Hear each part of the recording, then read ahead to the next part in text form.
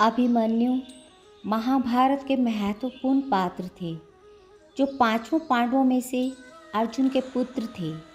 उनका छल द्वारा कारुणिक अंत कैसे कौरवों के द्वारा किया गया, इसी रहस्य को उजागर करती है हमारी आज की कहानी।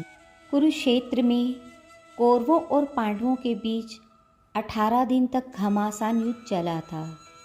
एक और धर्म के लिए लड़ने वाले पांडव थे, तो दूसरी ओर छल कपट और धोखा देने में माहिर कौरव। उन्होंने छल से युद्ध जीतने के लिए एक रणनीति बनाई। उनकी योजना थी कि वो अर्जुन को युद्ध में उलझाकर चारों भाइयों से दूर ले जाएंगे और फिर युधिष्ठिर को बंदी बनाकर युद्ध जीत लेंगे। अब युद्ध वाले दिन कौरव सेना की एक टुकड़ी अर्जुन से युद्ध करते हुए उन्हें रणभूमि से दूर ले गई। वहीं गुरु द्रोणाचार्य ने युधिष्ठिर को बंदी बनाने के लिए चक्रव्यूह की रचना की, जबकि पांडवों में सिर्फ अर्जुन को पता था कि चक्रव्यूह को कैसे तोड़ना है। अर्जुन के दूर जाते ही गुरु द्रोणाचार्य ने पांडवों को ललकारते हुए कहा कि या तो युद्ध लड़ो या फिर हार मान लो। युद्ध के नियम के अनुसार युद्ध लड़ना जरूरी था। यदि युद्ध ना करते तो भी हार जाते और युद्ध करते तो भी हार निश्चित थी। अब धर्मराज युधिष्ठिर को कुछ सूझ नहीं रहा था कि क्या करें और क्या ना करें। उसी समय धर्मराज युधिष्ठिर के सामने एक युवक आ खड़ा हुआ और बोला, काकाश्री, मुझे चक्रव्यूह को तोड़ने और युद्ध करने का आशीर्वाद दीजिए। वह युवक कोई और नहीं बल्कि अर्जुन का पुत्र अभिमन्यु था। अभिमन्यु अभी मात्र 16 वर्ष का ही था, लेकिन सभी जानते थे कि युद्ध कौशल में अपने पिता के जैसा ही निपुण था। युधिष्ठिर ने अभिमन्यु को मना किया, लेकिन अभिमन्यु नहीं माना और उसने कहा, मुझे चक्रव्यूह तोड़ना आता है। जब मैं अपनी माँ के गर्भ में था तो पिता ने माँ को चक्रव्यूह तोड़ने का तरीका बताया था।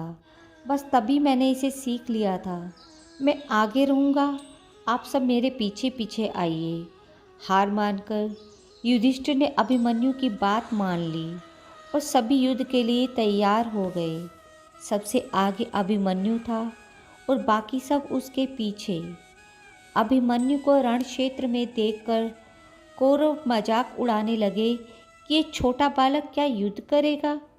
लेकिन जब उन्होंने अभिमन्यु के युद्ध कौशल को देखा तो उनके पसीने छूट गए।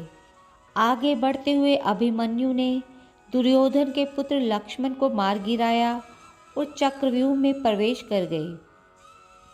उसके चक्रव्यूह में प्रवेश करते ही सिंधु के राजा जयद्रथ ने चक्रव्यूह का द्वार बंद कर दिया, ताकि चारों भाई चक्रव्यूह में प्रवेश ना कर पाएं। अभिमन्यु आगे बढ़ता जा रहा था। उसने एक एक करके सभी योद्धाओं को हरा दिया, जिनमें स्वयं दुर्योधन, कर्ण और गुरु द्रोणाचार्य भी शामिल थे। किसी को कोई उपाय समझ नहीं आ रहा था। तभी कौरवों के सभी महारथियों ने एक साथ मिलकर अभिमन्यु पर हमला कर दिया। किसी ने उसका धनुष तोड़ दिया तो किसी ने रथ। उसके बावजूद अभिमन्यु नहीं रुका। उसने रथ का पहिया उठाकर युद्ध करना आरंभ कर दिया। बड़े बड़े महारथियों के साथ वीर अभिमन्यु अकेला लड़ता रहा, लेकिन वह अकेला कब तक लड़ता। अंत में सभी ने मिलकर उसकी हत्या कर दी और अभिमन्यु वीर गति को प्राप्त हुआ।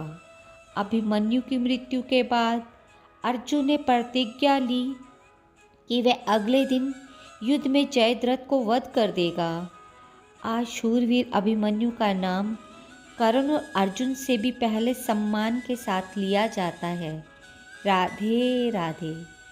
ऐसी ही सुंदर और मनमोहक कहानियों को और सुनने के लिए मेरे चैनल को लाइक और सब्सक्राइब करना ना भूलिएगा और अपनी प्रतिक्रिया और विचार नीचे दिए गए कमेंट बॉक्स में दें।